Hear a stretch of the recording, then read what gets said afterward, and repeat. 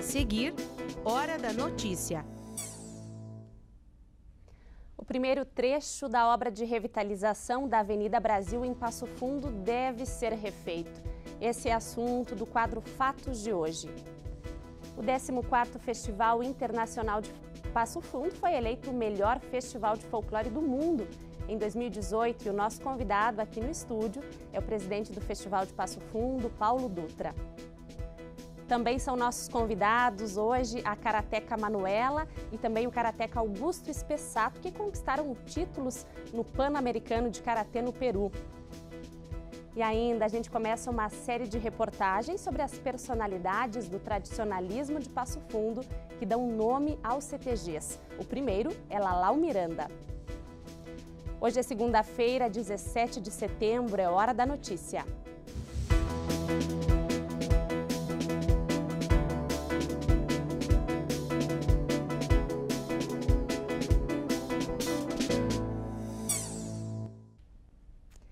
Ter uma horta agroecológica dentro de um espaço urbano é caro e exige condições que muitas vezes os municípios não têm.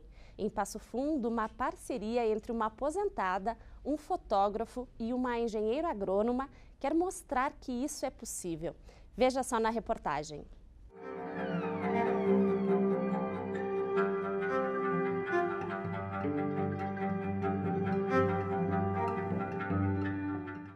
Esse era o estado do terreno, um local de 600 metros quadrados que foi moradia e após o incêndio ficou desse jeito.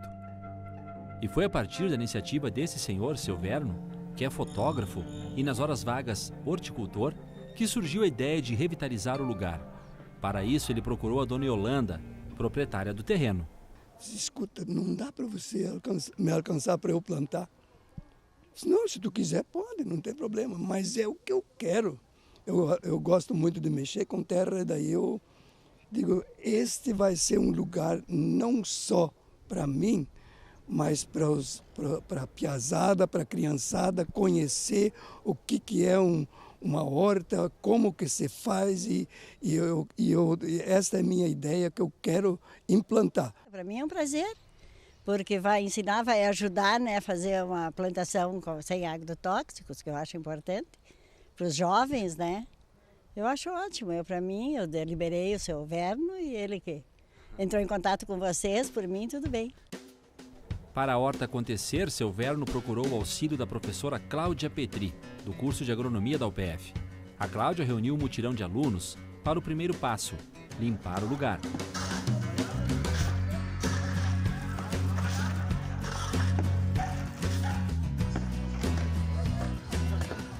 Foi trabalho duro, mas que deu resultado. Canteiros surgiram, resíduos foram aproveitados, tudo começou a se modificar.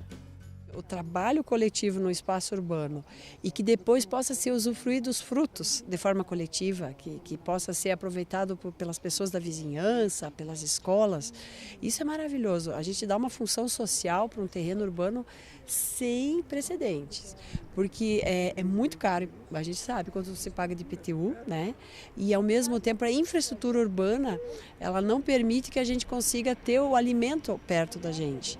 Aqui a ideia é plantar hortaliças como radite, mas também legumes, feijão vagem, pepino, milho, mandioca, abobrinha, enfim, produtos que não sejam tão sensíveis e que rendam em quantidade. E se mais tarde Dona Yolanda vender o terreno, isso não será problema. O que é mais fácil de abater se você for construir um imóvel, né? É o mais fácil. E é fácil tirar e levar para outro lugar, então? Sim, até porque as culturas, elas têm uma vida pré-determinada, então é só na hora que terminar colhe e acabou, né? Seu Verno espera no futuro mobilizar crianças de escolas da cidade na horta agroecológica urbana. Para ensinar a próxima geração a conhecer e apreciar as coisas naturais e não aquilo que a gente compra com tanto veneno. Quando a gente se envolve, a gente valoriza mais. Nossa Senhora, eu tenho experiência da minha horta orgânica que eu tenho lá em casa. É gostoso demais, eu chego em casa depois do trabalho, eu vou lá na horta para ver se está tudo bem. O Instituto Espírita do Rio Grande do Sul e a União Municipal Espírita de Passo Fundo realizaram no sábado, aqui no Centro de Eventos da UPF, o encontro Estadual de Prevenção ao Suicídio. A atividade fez parte do Setembro Amarelo, dedicado ao trabalho de conscientização sobre o suicídio. 4 palestrantes, 3 deles médicos e um jurista, abordaram o tema sobre diferentes aspectos. O evento teve entrada de graça e foi transmitido também ao vivo pelo Facebook, na página do Centro Espírita Dias da Cruz, aqui de Passo Fundo. Então, quem quiser acessar as palestras, elas estão disponíveis na rede social. O 14º Festival Internacional de Folclore de Passo Fundo foi eleito o melhor festival de folclore do mundo em 2018. A escolha foi feita no Congresso Mundial da FIDAF, a Federação Internacional de Festivais de Dança, em Seul, na Coreia. E o nosso convidado aqui no estúdio é o presidente do festival aqui de Passo Fundo, Paulo Dutra. Parabéns, Paulo, seja muito bem-vindo ao PFTV. Obrigado. Paulo, como é que é feita essa escolha? Que concurso é esse? Quem estava participando junto com o festival aqui de Passo Fundo? Nós tivemos 3 indicações mais. Passo Fundo era o 4º indicado, né? A Sérvia, a Polônia e a Turquia, nós estávamos concorrendo com eles. A direção da FIDAF, Comitê Executivo, visita uns festivais durante a parte de execução, durante a parte de organização e depois, propriamente, quando o festival está acontecendo. E nós tivemos 2 representantes aqui que vieram a Passo Fundo, a da Polônia, que é do Comitê Executivo, e o das Américas, que é brasileiro também, né? Foi a Maria Zupluk e o Regis Bastian que estiveram aqui e fizeram os relatórios, né? E as inspeções todas. O que fez de Passo Fundo, então, o que é avaliado nos festivais, o que fez de Passo Fundo ser eleito o melhor do mundo? Há uma série de fatores, né? Eles consideram a organização, o fator organizacional é muito importante, a questão da comunidade realmente estar integrada, e eles consideraram que a comunidade de Passo Fundo realmente se apropriou do evento aqui em Passo Fundo, do Festival de Folclore. E a inclusão veio também beneficiar esse aspecto de avaliação, né? Porque nós tivemos, além de grupos com necessidades especiais, nós também propiciamos que a comunidade portadora de algumas necessidades também pudesse assistir ao festival. Além de todo o contexto do Festival do Passo Fundo, né, que leva para a rua o festival. Paulo, são quantos anos de trabalho, de dedicação ao festival? São 26 anos, nós começamos em 92, somos ainda do CIOF, e o FIDAF que veio agora, a partir de 2014, nos ajudar na organização mundial. O festival ele acontece a cada 2 anos, é sempre um trabalho de muita luta atrás do patrocínio, conta com muitos voluntários para que isso possa acontecer de fato. Como é que está a questão do festival? A gente sabe que ainda não foi quitada ainda toda a dívida, não foi arrecadado todo o patrocínio que precisava. E como é que está a preparação, né, para o próximo festival? São 160 voluntários que trabalham na preparação. Nós começamos praticamente 1 ano e meio, 2 anos antes o festival, de que ele aconteça, e depois nós fizemos toda a preparação. Nós temos prazo pela Lei Rouanet e as licitações que foram feitas de todos os serviços que são pagos até o final do mês de dezembro ainda, né? Nós podemos captar recursos, ainda está faltando um pouco para nós quitarmos todas as dívidas desse festival. E depois disso, a gente começa a pensar, né? Que dá para garantir é que dedicação não vai faltar para que o próximo seja realizado. Trabalho, esse grupo de voluntários não tem medo, né? O único receio sempre é o receio orçamentário, o receio financeiro, né? O festival é da prefeitura, mas a prefeitura tem capacidade para um percentual baixo na participação dos custos do festival. E o restante a gente tem que conseguir com lei de incentivo ou patrocínios diretos, né? Tá certo. Mais uma vez, parabéns pelo título e um bom trabalho aí que segue. Obrigado a todos.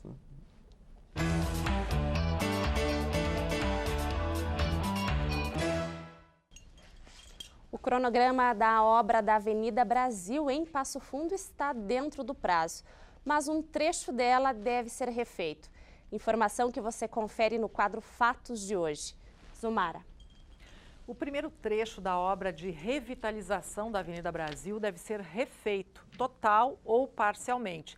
Quem vai indicar isso é um laudo técnico solicitado pela Prefeitura sobre a qualidade do asfalto utilizado neste trecho, que vai da Avenida Rui Barbosa até a Rua Doutor Verde de Césaro, no sentido bairro-centro. Segundo a secretária do Planejamento, Ana Paula Vickert, o problema visível é nas emendas dos panos de asfalto e também de irregularidades na capa asfáltica. A base da obra está dentro dos parâmetros. A princípio, o problema teria sido resultado da falta de um ajuste na máquina utilizada na execução do trabalho. A empresa que venceu a licitação deve entregar a obra dentro das especificações do contrato. Quanto ao cronograma, este está sendo cumprido dentro do previsto. Até o fim de 2018, a obra deve chegar até a ponte do Rio Passo Fundo, próximo à prefeitura. As obras da Brasil estão orçadas em 17 milhões de reais, através de financiamento do Programa de Aceleração do Crescimento e convênio com a Corsã. Tá certo, obrigada, Zumara. Outras informações amanhã no Quadro Fatos. E 51 APAES do Rio Grande do Sul receberam uma qualificação na última sexta-feira. O encontro foi promovido pela Federação das APAES do Estado e aconteceu no auditório da APAE aqui de Passo Fundo.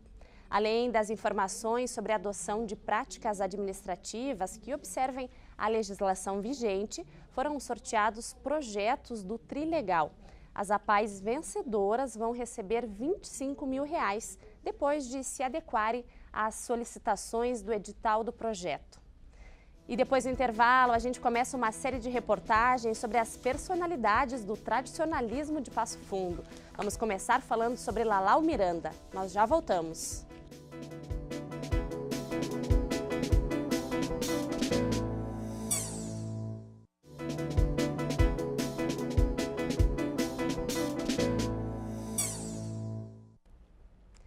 O papel da contabilidade como um instrumento de combate à corrupção e à lavagem de dinheiro. Foi esse um dos temas abordados no Seminário de Assuntos Contábeis e de Negócios realizados na sexta-feira aqui na UPF, com uma promoção do Sindicontábil em parceria com a Faculdade de Ciências Econômicas, Administrativas e Contábeis. O evento também falou de gestão, prestação de serviço e uso da informação contábil na tomada de decisão do empresário. Entre as culturas de verão e de inverno, a silagem de grãos é uma alternativa para aproveitar a terra. A úmida, por exemplo, serve como alimento de animais. E a Universidade Aberta desta semana mostra um projeto aqui da UPF que estuda e analisa a produtividade de silagem de cereais no inverno.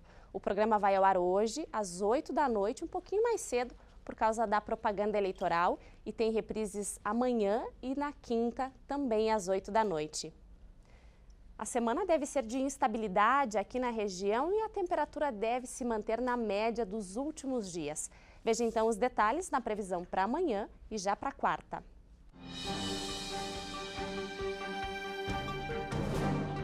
Previsão de uma terça-feira com céu encoberto em Passo Fundo, não tem previsão de chuva. A mínima fica na casa dos 14 e a máxima chega a 19. A quarta-feira será de céu encoberto com bastante nuvens e também não tem possibilidade de chuva. Mínima de 13, máxima de 24 graus.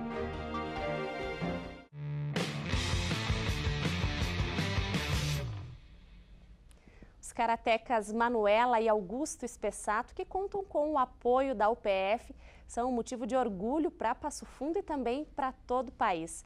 Ao representar o Brasil no Campeonato Pan-Americano de Karatê JKA em 2018, no Peru. Parabéns para os nossos karatecas. Obrigada. Mais uma conquista aí. Quais foram os títulos que vocês trouxeram, então, lá do Campeonato Pan-Americano?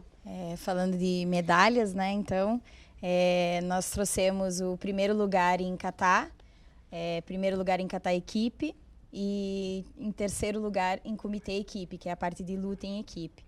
Então, estamos muito orgulhosos, né? É questão que um trabalho foi muito bem feito, muito bem elaborado. A periodização que a gente tem feito, então, de um ano para outro, né? Porque agora, terminou o nosso campeonato pan-americano, a gente já se prepara lá para o próximo, né? Que a gente já sabe que vai ser na Colômbia, ano que vem, então estamos treinando para ele já. Então, é um momento que a gente fica só de festa, né? De comemoração, e depois a gente começa um treinamento para o próximo. Manuela também tem a conquista de 6 campeonatos invictos aqui na América, é isso? Isso, exatamente. 6 anos invictos. É sinal que o treinamento está sendo bem feito, né? Eu costumo treinar em vários países diferentes. Eu fui pro Japão no ano passado para treinar. Então, eu estou sempre buscando atualizações, né? Então, eu fui lá treinar com o berço, né? Com o berço do karatê. Mas os meus técnicos também vão anualmente para lá. Então, eu estou cercada de uma equipe muito forte e especificamente do karatê, os mestres que me apoiam, me ajudam. Meu professor, Delis Pessato, meu técnico, Alfredo Aires, que sempre estão ali no momento certo, né? Então, é um trabalho em equipe, não adianta. O Augusto também teve conquistas no Pan-Americano. Sim. Bom dia, primeiramente. Na verdade, pela categoria adulta, esse foi o meu primeiro Pan-Americano, na qual eu competi nas modalidades de kata individual e comitê equipe. E eu fui muito bem em kata individual, consegui 3º lugar em comitê equipe, a equipe tá de parabéns, inclusive, porque foi como a Manu disse, é um resultado de um treinamento que a gente já vem aperfeiçoando cada dia. Cada campeonato a gente ganha essa experiência e a gente procura, na melhor das hipóteses, cada vez aperfeiçoar cada vez mais a nossa técnica. Então, eu estou muito orgulhoso, a Manu também está.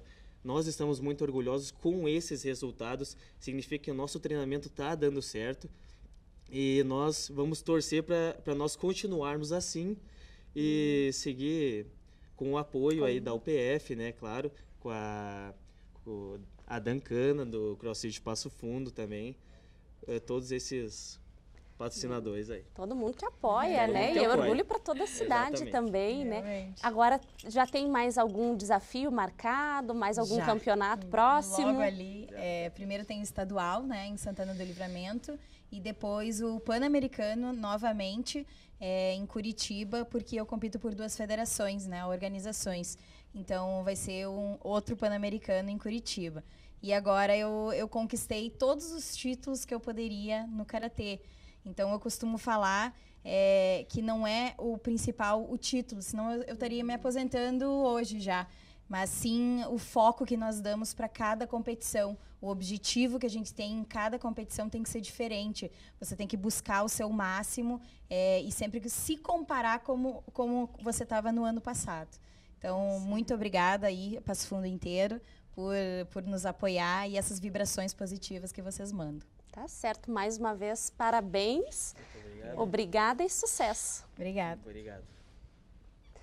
Ele foi cantor, tocador de violão, gostava de uma boa dança e entendia das lidas do campo. A gente começa agora uma série de reportagens sobre as personalidades tradicionalistas de Passo Fundo. Hoje vamos falar de Lalau Miranda, patrono de um dos CTGs mais antigos do Rio Grande do Sul. A foto dá uma ideia de quem era e como vivia Stanislau de Barros Miranda, o Lalau Miranda. Homem de família tradicional de Passo Fundo, filho de herói da Guerra do Paraguai e eleito ainda muito jovem, vereador do município. Era um cidadão muito campeiro, né? Da família dos Miranda. O pai dele foi um dos prefeitos de Passo Fundo, na época não se chamava prefeito, né? Intendente. E ele era um homem de um gaúcho de escola. Ele se vestia à moda campeira e à moda povoeira, e ele foi escolhido porque era um campeiro, um homem alegre. Ele tocava gaita, ele cantava, ele dizia poesia, né? O CTG surgiu bem depois da morte de seu patrono. Lalau Miranda nasceu em novembro de 1853 e faleceu em janeiro de 1916, aos 62 anos. O Centro de Tradições Gaúchas surgiu só em 1952, a partir de um encontro entre lideranças da cidade que, na época, viram a oportunidade de cultivar as tradições do Estado dentro do ambiente urbano. Estava engatinhando o movimento tradicionalista, que começou em 47, 48, e o Lalau foi o 8º CTG a ser organizado no Rio Grande do Sul. Mas desde o início o Lalau Miranda teve um grande coordenador artístico, que foi o Ivo Paim, que é irmão do Jabes Paim Bandeira. O Ivo, então, organizou 14 danças gaúchas que ele também fez a pesquisa. E baseado nos trabalhos do Paixão Cortes, ele também fez uma adaptação para as danças daqui do norte do Rio Grande do Sul. Seu Velci foi professor e advogado. Hoje é membro da Academia Passo Fundense de Letras e do Instituto Histórico de Passo Fundo. Já editou 13 livros. Um deles é este, que trata da criação do CTG. Foram 114 as pessoas que assinaram a ata de fundação do Lalau Miranda. Tinha povoeiros, tinha gente do campo, tinha gente da colônia, reuniram o pessoal do Campo do Meio, da Lagoa Bonita, e de Sertão. E Passo Fundo naquele tempo era Sirico, Davi Canabarro, era Passo Fundo ainda, né? Então, ele nasceu da ideia de um grupo de pessoas da cidade, né? O Antônio Doninho, Múcio de Castro, o Gomestrino dos Reis, Tenebro de Santos Moura, o Ney Vaz da Silva, conversando, e o professor Antoninho disse, olha, eu estou chegando de Rio Grande, lá em Rio Grande eu consegui captar uma ideia nova. Está surgindo uma ideia de criar centros de tradições gaúchas no Rio Grande do Sul. O passo-fundense Múcio de Castro foi o primeiro patrão do CTG. Em 1954, uma comitiva esteve na Rádio Nacional no Rio de Janeiro, a convite do então presidente Getúlio Vargas.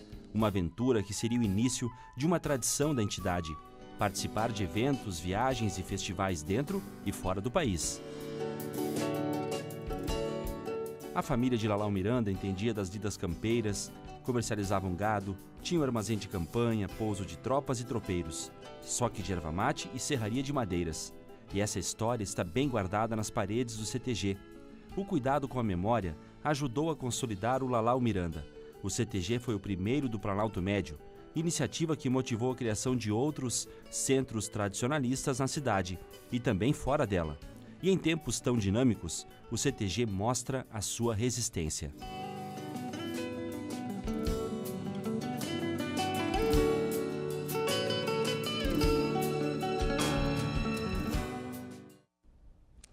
E essas foram as informações de hoje. Obrigada pela sua companhia e tenha um ótimo início de semana. E amanhã a gente espera por você ao 12h30. Até lá!